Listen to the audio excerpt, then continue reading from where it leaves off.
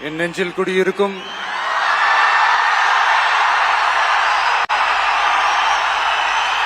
உங்கள் அனைவருக்கும் என்னுடைய வணக்கம். வணக்கம் வணக்கம்.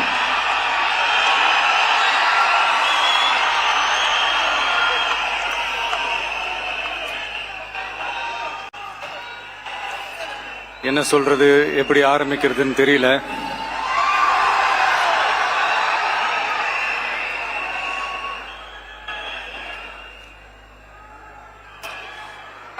சினிமாவில் எப்படியாவது கஷ்டப்பட்டு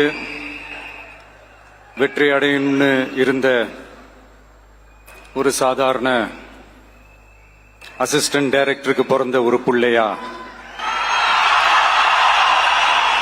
எனக்கும் வாழ்க்கையில வறுமைனா என்னன்னு எனக்கு நல்லாவே தெரியும், பசினா என்னன்னு எனக்கு நல்லாவே தெரியும். நான் ஒன்னும் பெரிய மன்னர் பரம்பரையிலிருந்துலாம் வந்துடல. இதான் உங்கள ஒருத்த மாதிரி தான், உங்க குடும்பத்துல ஒருத்த மாதிரி தான், உங்க புள்ள மாதிரி தான், உங்க மகன் மாதிரி தான், உங்க அண்ணன் மாதிரி தான், உங்க தம்பி மாதிரி தான்.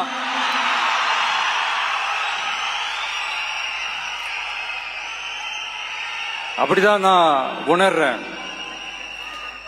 நீங்களும் என்ன அப்படி நினைச்சதுனாலதான் சினிமாவில் எனக்கு ஒரு மிகப்பெரிய ஒரு இடத்த ஒன்று கொடுத்தீங்க. அதையெல்லாம் விட்டுட்டு உங்களுக்காக நன்றி கடன் செலுத்துறதுக்காக அரசியலுக்கு வந்த உங்க விஜய, இந்த விஜய, நீ வா விஜய், நாங்களா இருக்கோம், பாத்துக்கிறோம். விஜய் தம்பி நீ வா, நாங்க இருக்கோம்.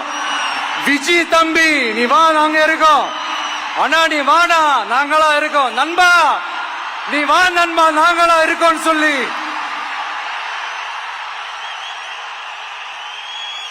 அவ்வளவு அன்பா, அவ்வளவு உறவா என்ன ஏத்துக்கிட்டீங்க. இந்த நேரத்தில் இதை நான் சொல்லணும். இந்த டிராவல்ல, இந்த ப்ராசஸ்ல எனக்கு எவ்வளவோ கஷ்டங்கள், எனக்கு எவ்வளவோ இந்த அவமானப்படுத்தினதெல்லாம் ஒரு பக்கம் இருந்தாலும், எனக்காக கூட நின்ன உங்களுக்கும் அதே மாதிரி கஷ்டங்கள், அதே மாதிரி அவமானங்கள், அதையெல்லாம் நீங்க பெருசா எடுத்துக்காம, அதையெல்லாம் நீங்க பொருட்டாவே எடுத்துக்காம, என்னோட வலிகளை, என்னோட வேதனைகளை உங்களோட தான் நினைச்சு என் கூடவே நின்னு இன்னைக்கு சி ஜோசப் விஜய் எனும் நான்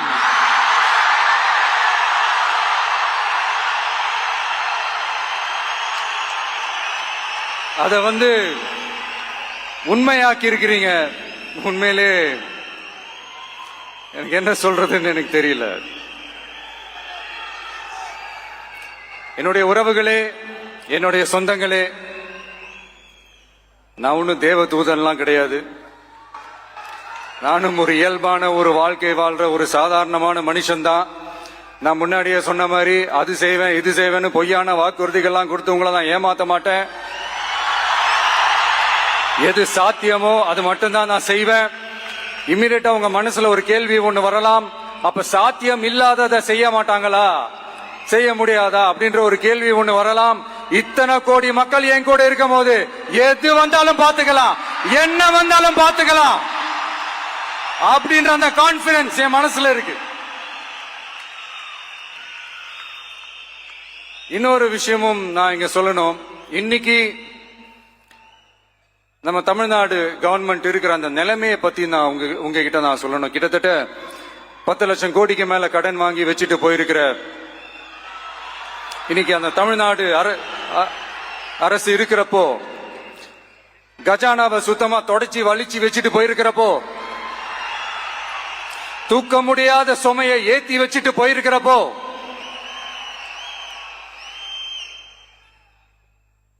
அப்படிப்பட்ட ஒரு நிலைமையில தான் இந்த பொறுப்பை நம்ம கையில் எடுத்திருக்கிறோம்.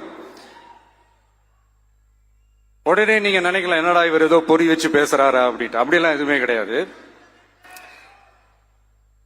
உள்ள போய் பார்த்தா தான் தெரியும் எது எந்த நிலைமையில இருக்குன்னு, என்ன இருக்கு என்ன இல்ல, எது எந்த நிலைமையில இருக்கு எது எந்த நிலைமையில இல்ல. சோ அதையெல்லாம் பார்த்துட்டு உங்களுக்கு ஒரு வெள்ளை அறிக்கையா அதை வெளியிடணும்னு நான் நினைக்கிறேன். ஒரு டிரான்ஸ்பரண்டான ஒரு கவர்மெண்டா, அதாவது இன்னைக்கு நம்ம தமிழ்நாடு கவர்மெண்ட் இந்த நிலைமையில தான் இருக்கு அப்படின்றத உங்ககிட்ட சொல்லிட்டு I just want to take it forward from there. அதைத்தான் நான் முதல்ல செய்யணும்னு நினைக்கிறேன். தமிழ்நாடு பொறுத்த வரைக்கும் இப்ப யாரையாவது போய் ஏதாவது சந்திக்கணும் அப்படின்னா இந்த மூஞ்ச மூடிக்கிட்டு போய் சந்திக்கிறதோ, என்ன இந்த மறைமுகமா உங்களுக்கு தெரியாம போய் சந்திக்கிறதோ அப்படிலாம் நான் செய்ய மாட்டேன். எதுவா இருந்தாலும் வெளிப்படையாக ஒளிவு மறைவு இல்லாம தான் நான் செய்வேன். இவ்வளவு பெரிய ஒரு பொறுப்பை என் கையில கொடுத்திருக்கிறீங்க, அதே நேரத்தில் எனக்கு கொஞ்சம் அவகாசமும் நீங்க கொடுக்கணும்னு நான் ரிக்வெஸ்ட் பண்ணி கேட்டுக்கிறேன். நான் சொன்னதையெல்லாம் படிப்படியா நிறைவேற்ற நான் ட்ரை பண்ணுவேன், நிறைவேற்றுவேன். அதே நேரத்தில் எனக்கு கொஞ்சம் அவகாசம் கொடுத்தீங்கன்னா எனக்கு கொஞ்சம் உதவியாகவும் ஒத்துழைப்பாகவும் இருக்கும். இது உங்களுடைய ஆட்சி. பெண்கள் பாதுகாப்பு ரொம்ப ஸ்ட்ரிக்டா வச்சிருப்பேன். போதைப் பொருள் கலாச்சாரம் அதை கண்ட்ரோல் பண்றதுக்கு என்னென்ன ஸ்டெப்ஸ் எடுக்கணும், என்னென்ன முயற்சிகள் எடுக்கணும், இன்னிலிருந்தே அதை நான் எடுப்பேன்.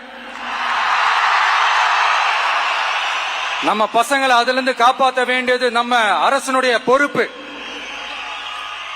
அதே மாதிரி சட்டம் ஒழுங்கு எல்லாருக்குமான பாதுகாப்பை நான் உறுதிப்படுத்துவேன்.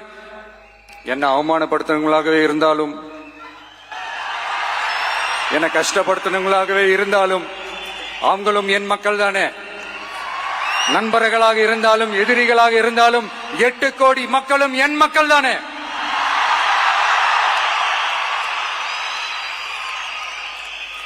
அது மாதிரி இந்த அடிப்படை விஷயங்கள், கல்வி, ரேஷன், என்னுடைய முழு முதல் கவனம் செலுத்தணும்னு எனக்கு தோணுது. நான் முன்னாடியே சொன்ன மாதிரி மக்கள் பணத்துல இருந்து ஒரு பைசா கூட நான் தொட மாட்டேன். எனக்கு அது அவசியமும் இல்லை. அது உங்களுக்கு நல்லாவே தெரியும். இந்த விஜய் தப்பு பண்ண மாட்டான், தப்பு பண்ணவும் விட மாட்டான். அது யாராக இருந்தாலும் சரி, என்னோட கவர்மெண்ட்ல என் கூடவே இருக்கிறவங்களாகவும் சரி விட மாட்டான்.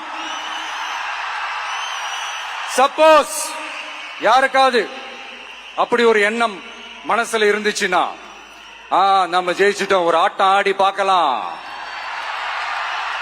அப்படின்ற எண்ணம் யாருக்காவது இருந்துச்சுன்னா இப்பவே இந்த நிமிஷமே அதை எரேஸ் பண்ணிருங்க.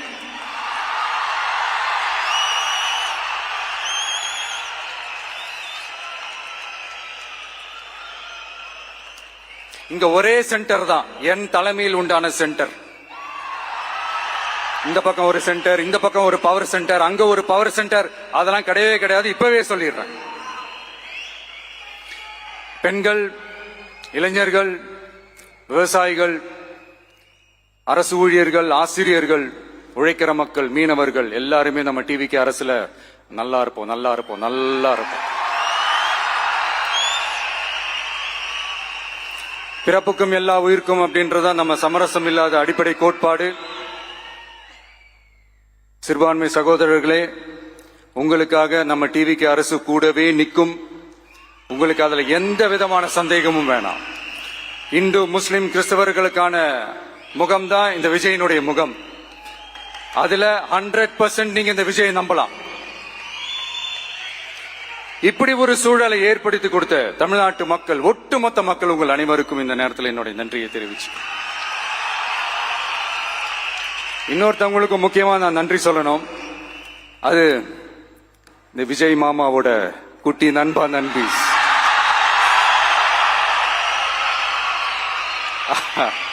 அவங்களாலதான் இது நடந்திருக்கு. உங்களுக்கு எப்படி நன்றி கடன் செய்யணும்? உங்களுக்காக உங்க ஃபியூச்சரை மைண்ட்ல வச்சுக்கிட்டு எல்லா நல்ல விஷயங்களையும் உங்களுக்காக இந்த விஜய் மாமா செஞ்சு கொடுப்பான். கான்பிடண்டா இருங்க. அதே மாதிரி இன்னொருத்தவங்களுக்கும் நான் முக்கியமா நன்றி சொல்லணும்.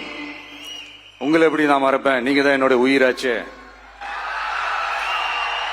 தமிழக வெற்றி கழக தோழர்களே,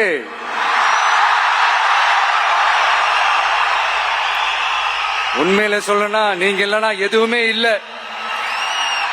என்னோட கழக தோழர்களுக்கும் கழக நிர்வாகிகளுக்கும் வாக்கு சாவடி உங்கள் அனைவருக்கும் கோடான கோடி நன்றிகள். வாங்க எல்லாருமா சேர்ந்து ஒரு ஃப்ரெஷ் கவர்னன்ஸ், ஒரு நியூ கவர்னன்ஸ் ஒன்னு கொடுப்போம். This is a new beginning.